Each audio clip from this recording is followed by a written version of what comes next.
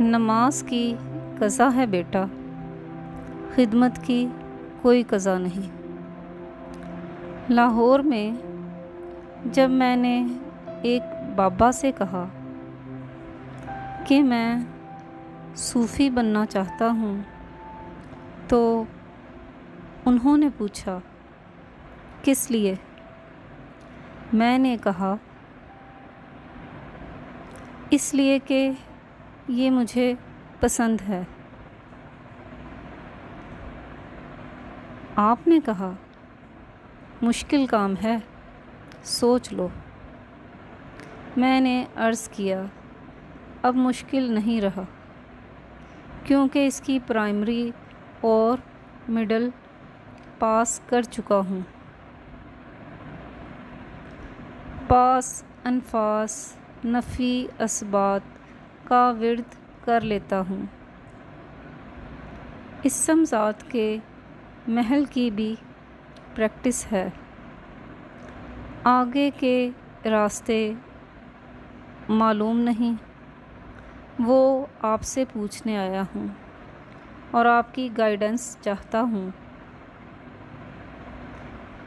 بابا نے ہنس کر کہا تو پھر تم روحانی طاقت حاصل کرنا چاہتے ہو، صوفی بننا نہیں چاہتے ہو؟ میں نے کہا ان دونوں میں کیا فرق ہے؟ کہنے لگے روحانی طاقت حاصل کرنے کا مقصد صرف خرق عادات یعنی کرامات کا حصول ہے، اور یہ طاقت چند مشقوں اور ریاضتوں سے پیدا ہو سکتی ہے، لیکن تصوف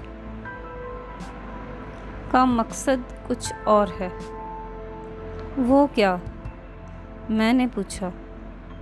بابا نے کہا تصوف کا مقصد خدمت خلق اور مخلوق خدا کی بہتری میں لگے رہنا ہے۔ مخلوق اللہ سے دور رہنا رہبانیت ہے،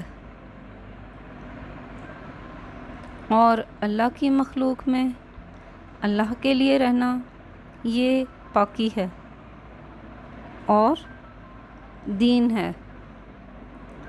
مجھے اس بابا کی یہ بات اچھی نہ لگی۔ بیچارہ پینڈو بابا تھا اور اس کا علم محدود تھا۔ میں اٹھ کر آنے لگا تو کہنے لگا روٹی کھا کر جانا۔ میں نے کہا جی کوئی بات نہیں، میں ساہیوال پہنچ کر کھا لوں گا۔ کہنے لگا خدمت سعادت ہے، ہمیں اس سے محروم نہ کرو۔ بابا اندر سے رکابی اور پیالی لے آیا، پھر اس نے دیگچے سے شوربہ نکال کر پیالی میں ڈالا اور دال رکابی میں۔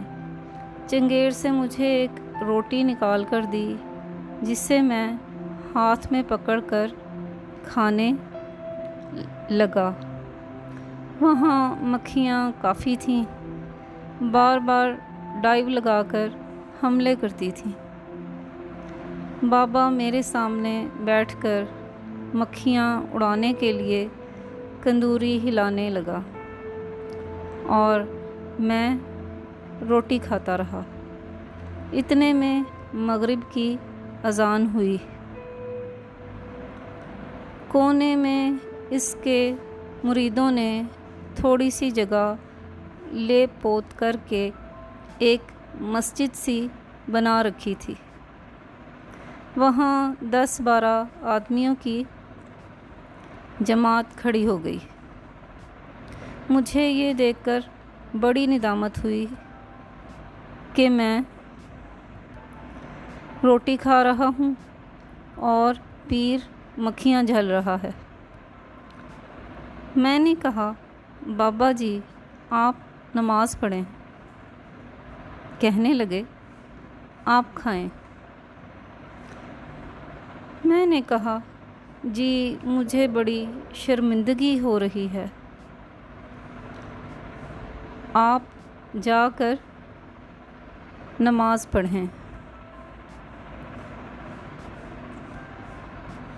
مسکرا کر بولے کوئی بات نہیں، آپ کھانا کھائیں۔ تھوڑی دیر بعد میں نے پھر کہا جناب علی انہوں نے نیت بھی باندھ لی ہے۔